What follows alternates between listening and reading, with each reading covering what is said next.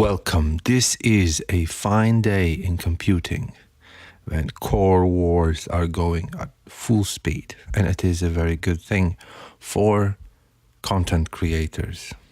Right now, we are seeing that at Computex, Intel showed a 28 core kind of like a Xeon processor that was unlocked, and we always knew that Xeon processors can be overclocked. It's just their policy. They don't want to mess things up with their high-end desktop CPUs, and they, I guess, will just migrate all the line that they had on the Xeons to the workstation side with overclocking, which is really good, and that probably will drive down the prices at the 8-core CPUs and 6-core CPUs, and that is very good for all of us who are producing music or creating some videos.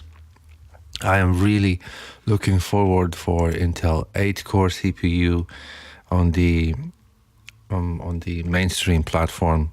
I hope on Z390, because it will use the good old ring bus that communicates with the rest of the cores using a much faster method, the ring bus.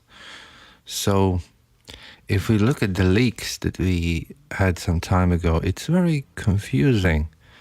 I guess Intel is changing things really fast, because one of the things they have finally realized is that 10 nanometers is not valuable thing to release right now, because of the yields are so low. There are so many steps in creating the wafer that in every step you can make a small mistake, and that will reduce the performance, not necessarily damage the whole processor.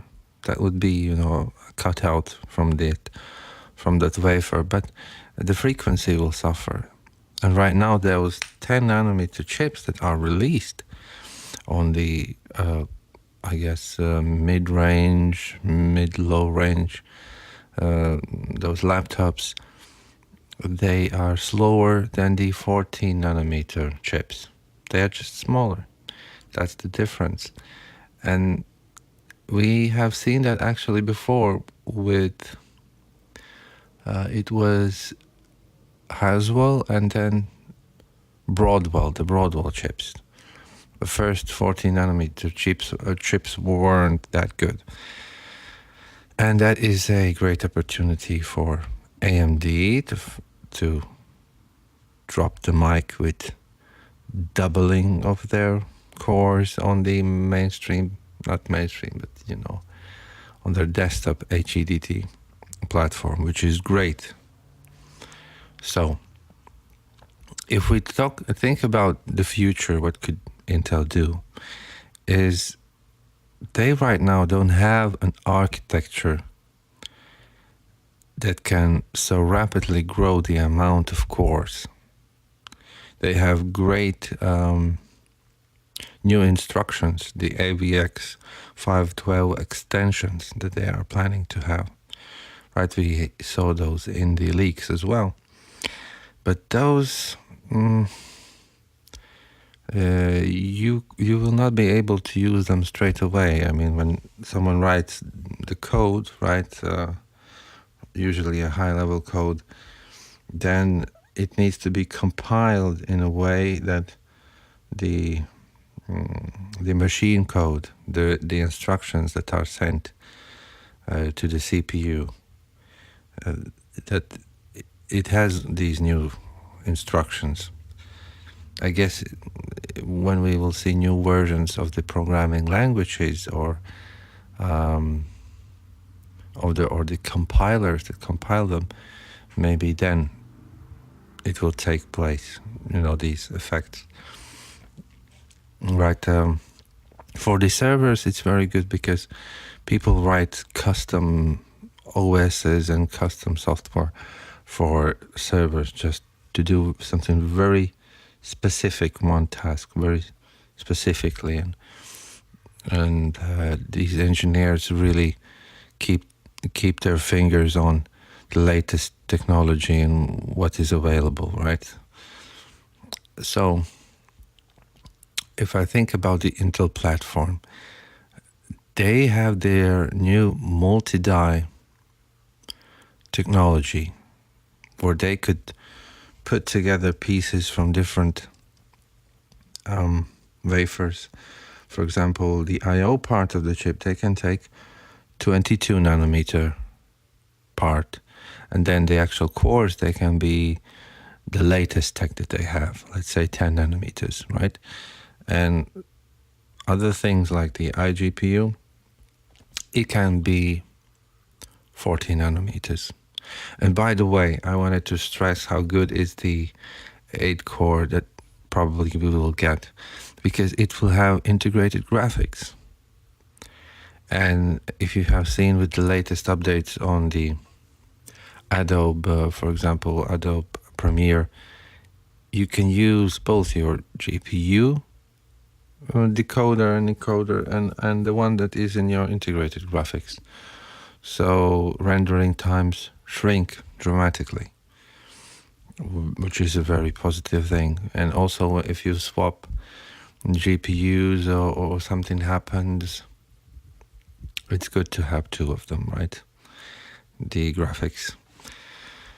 What else? And the future of Intel, I think that it will take quite some time before they will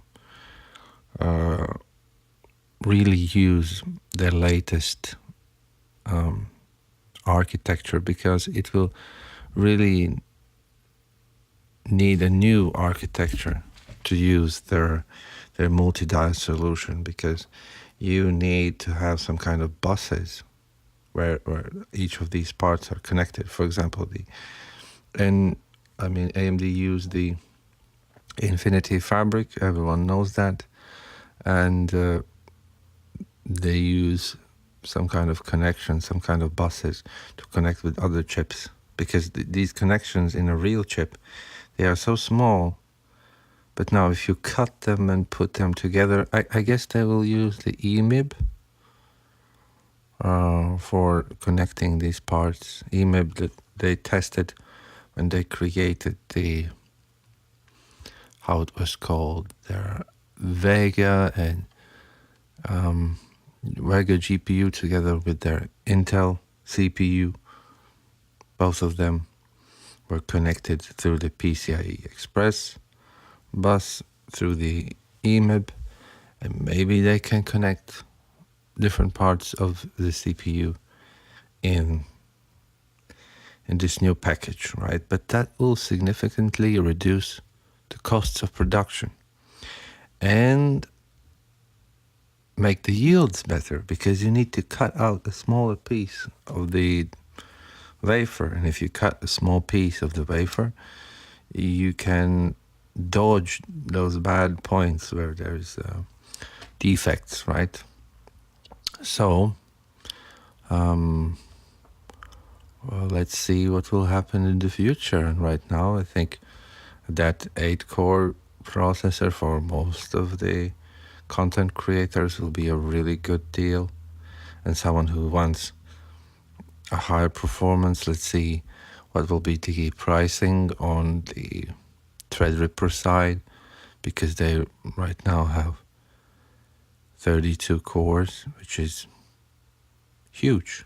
That's like in single generation, just simply double the amount of cores. That's insane. Anyways, thank you, and till the next time.